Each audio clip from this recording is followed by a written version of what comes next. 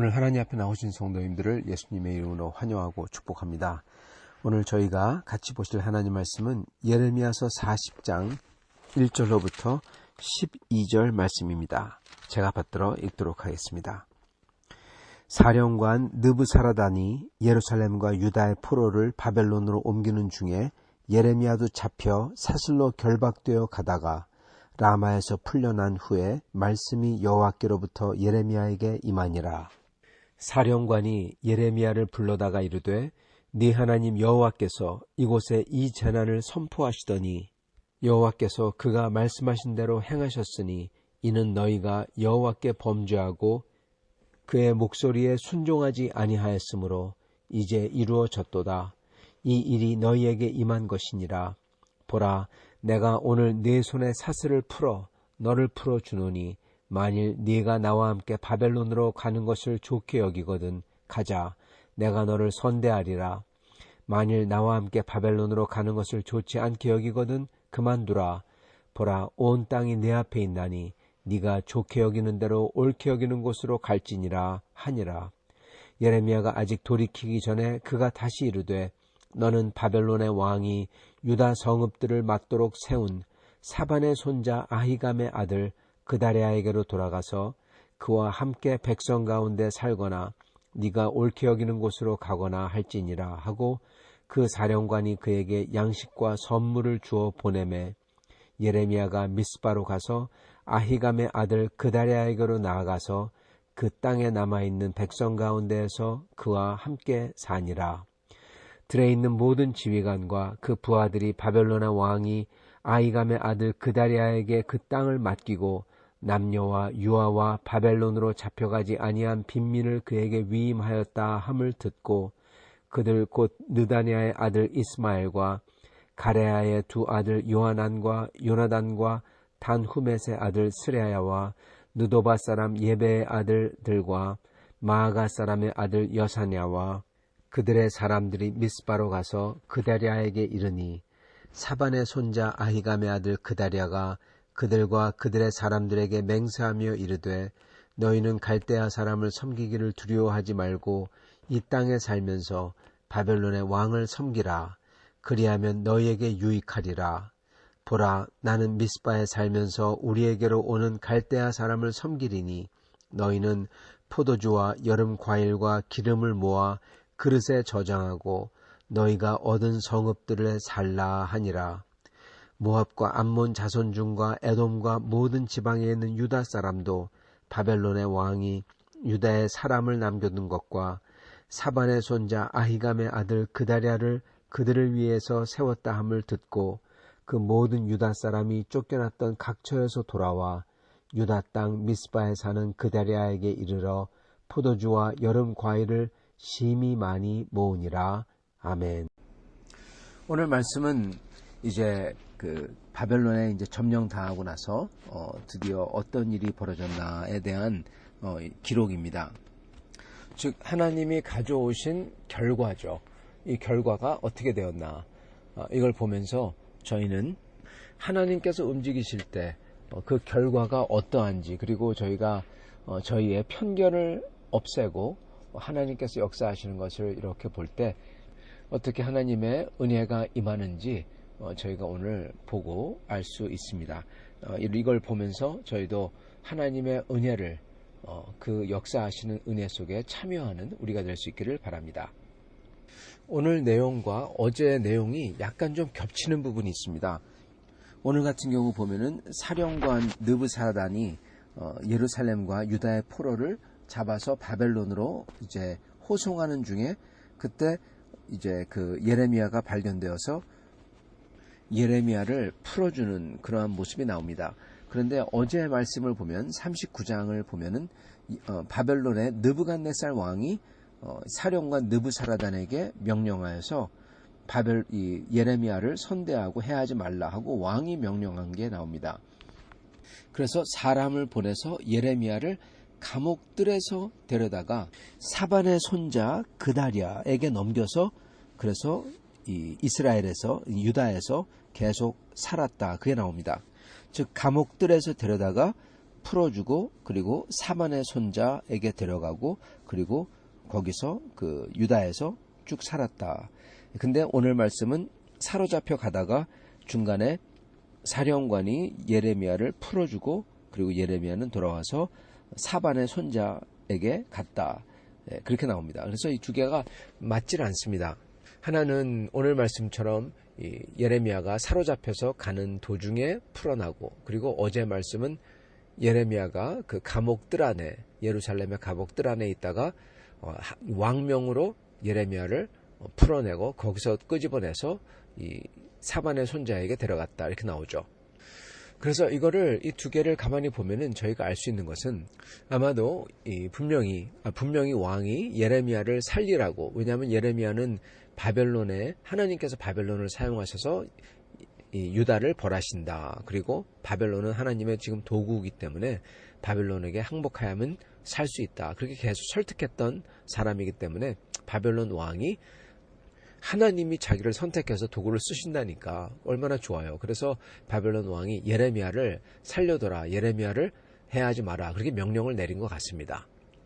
그러나 이미 누가 예레미야하고 잘 모르잖아요. 근데 이미 예레미야는 감옥들에서 끄집어내어서 이미 이 손에 족쇄를 차고 포로로 호송되고 있었던 것 같습니다.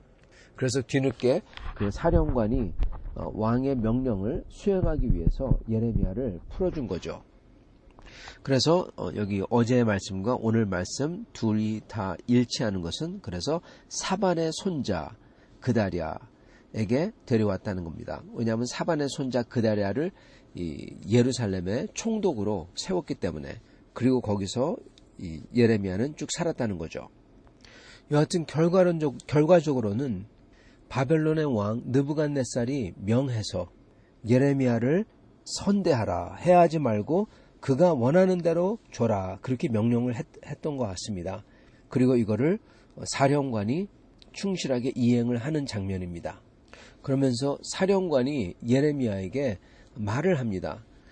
거진 고백이죠. 왜 이스라엘이 멸망했나 말을 하면서, 그러면서 예레미야를 마음대로 풀어주죠. 우리와 함께 갈 수도 있고, 우리와 함께 가면 선대해 주겠다. 그렇지만은 원하면 돌아가도 된다. 여기 있는 땅 아무데나 어느 곳이나 갈 수 있다. 너는 자유다. 네, 그렇게 얘기하는 거죠. 그러면서 또한 사반의 손자 집에 가라고. 왜냐하면 그를 총독으로 세웠으니까 거기 가면은 너를 잘 대해줄 거라고 하면서 선물까지 줘서 보냅니다. 사반의 손자는 우리가 저번에도 말씀을 드렸듯이 사반이라는 집안은 하나님을 두려워하는 집안이고 경건한 사람들이죠. 그래서 예레미야의 말씀을 듣고, 그리고 바벨론에게, 이 침공한 바벨론에게 항복해야 된다고 말했던 사람들인 것입니다. 그래서 바벨론 왕이 사반의 손자를 총독으로 세운 거죠.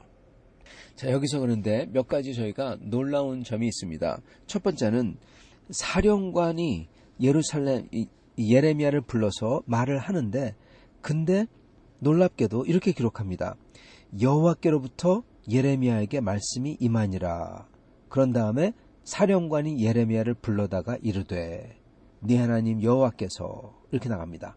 즉 여호와께로부터 예레미야에게 말씀이 임했어요. 근데 어떻게 임했습니까?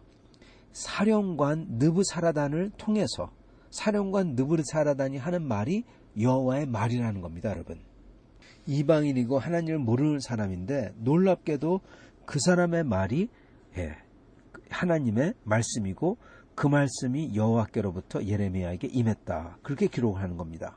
그 사령관이 말한 말이 무슨 말일까요? 뭘 얘기했을까요? 이렇게 기록합니다. 네 하나님 여호와께서 이곳에 재난을 선포하시더니 여호와께서 그가 말씀하신 대로 행하셨으니 이는 너희가 여호와께 범죄하고 그의 목소리에 순종하지 아니하였으므로 이제 이루어졌도다. 네, 이게 하나님의 말씀이라는 겁니다.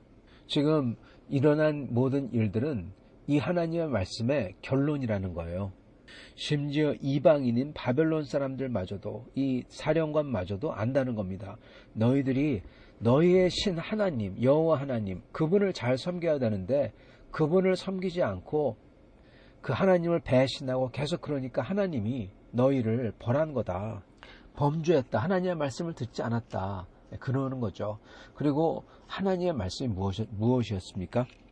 하나님을 섬기고 우상을 섬기지 아니하고 그리고 공의를 베풀고 그거죠. 그게 하나님의 뜻이죠. 그런데 이 유다 말기로 갈수록 왕들과 귀족들이, 특히 귀족들이, 그들이야말로 공의를 파괴하고 그리고 우상 숭배를 하던 자들이죠.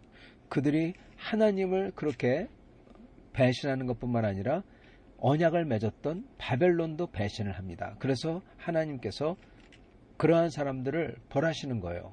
예레미야가 그걸 또 전했죠. 바로 그거를 지금 이 사령관이 얘기하고 있는 겁니다. 이들이 여호와의 말씀인 하나님을 섬기고 그리고 이 바벨론을 배신하지 말고 그리고 바벨론을 따라서 거기에 굴복해서 살면은 너희들은 잘 살 수 있다.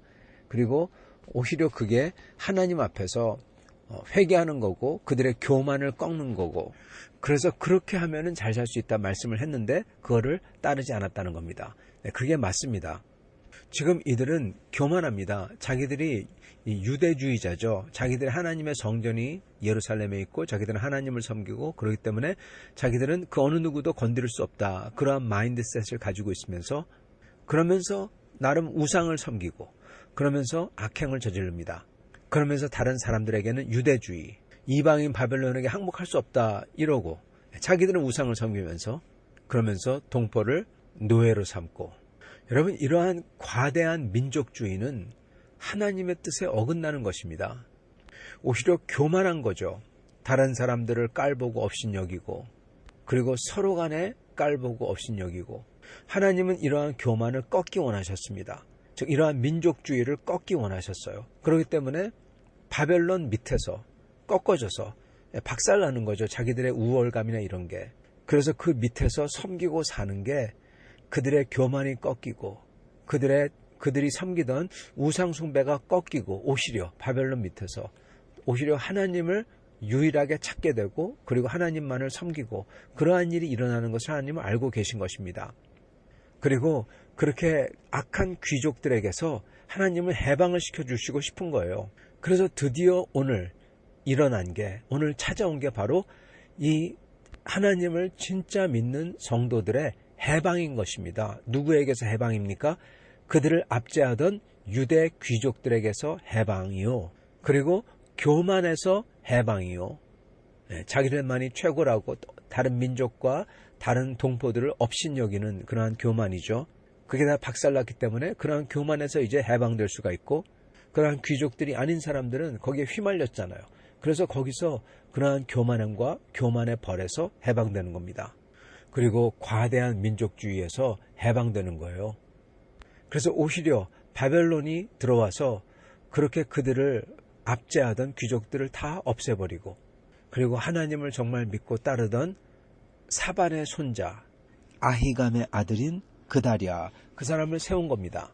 그래서 그다랴가 총독이 되니까 어떤 일이 일어나냐 여기 기록한 일을 사람들이 몰려옵니다. 도망갔던 사람들이 다 몰려옵니다. 그다랴가 총독이 됐구나 그 소리를 듣고 여러분 이게 무슨 소리냐면 물론 이제 전쟁이 끝나서 다시 돌아온다는 것도 있고 그리고 피난 갔던 실향민들이 이제 피난 가면은 거기서 살 수가 없잖아요. 거기서 이제 아무것도 못하니까 땅도 없고 그러니까 자기 고향으로 땅이 있는 곳으로 삶의 터전이 있는 곳으로 다시 돌아오는 것도 있지만 그렇지만 여기에 기록하는 것은 이 사반의 손자가 하는 말입니다. 사반의 손자가 약속을 하죠. 9절 사반의 손자 아히감의 아들 그다랴가 그들과 그들의 사람들에게 맹세하며 이르되 너희는 갈대아 사람을 섬기기를 두려워하지 말고 이 땅에 살면서 바벨론의 왕을 섬기라. 그리하면 너희에게 유익하리라. 보라 나는 미스바에 살면서 우리에게로 오는 갈대아 사람을 섬기리니 너희는 포도주와 여름과일과 기름을 모아 그릇에 저정하고 너희가 얻은 성읍들에서 살라 하니라. 네. 지금 사반의 손자 아히감의 아들인 그다랴는 지금 선정을 베풀고 있는 것입니다. 하나님을 두려워하는 사람이 선정을 베풀고 있어요. 그리고 바벨론의 왕을 섬기라. 걱정할 게 없다. 오히려 바벨론의 왕이 지켜주니까 귀족들은 잔뜩 뜯어가고 노예로 삼고 그랬는데 그게 없어진 겁니다. 너무나 잘된 거죠. 그래서 너희들은 오히려 포도원을 심고 곡식을 심고 그리고 그렇게 거기서 잘 살라. 드디어 사람들이 할렐루야 하는 겁니다. 어떻게 보면 하나님이 약속했던 그 낙원 같은 온전한 삶이 드디어 돌아온 겁니다. 드디어 찾아온 겁니다. 그래서 성경은 어떻게 기록하냐? 사람들이 모압과 암몬 자손 중 에돔과 모든 지방에는 유다 사람이 바벨론의 왕이 유다의 사람을 남겨둔 것과 사반의 손자 아히감이 그다랴가 그들을 위해서 세웠다 함을 듣고 모든 유다 사람이 쫓겨났던 각처에서 돌아와 유다 땅 미스바에 사는 그다랴에게 이르러 포도주와 여름 과일을 심히 많이 모으니라. 여러분, 이거 포도주와 여름 과일을 심히 많이 모았다. 그리고 사람들이 돌아온 이유는 이 그다랴를 바벨론의 왕이 세웠다. 그거를 듣고 돌아온 겁니다. 그리고 그 결과는 심히 많이 모은, 즉 복된, 아주 복된 그러한 결과라는 겁니다. 여러분, 여기서 저희가 봐야 될 게 있습니다. 아까 예레미야에게 하나님의 말씀이 임했죠. 그런데 누구를 통해서 임했습니까? 네, 바벨론의 사령관을 통해서. 그가 정말 옳은 말, 하나님의 말을 그대로 하는 겁니다. 그를 통해서. 하나님을 배신했기 때문에, 그리고 바벨론을 배신했기 때문에 이 재앙이 임하였도다. 네, 맞는 말이죠.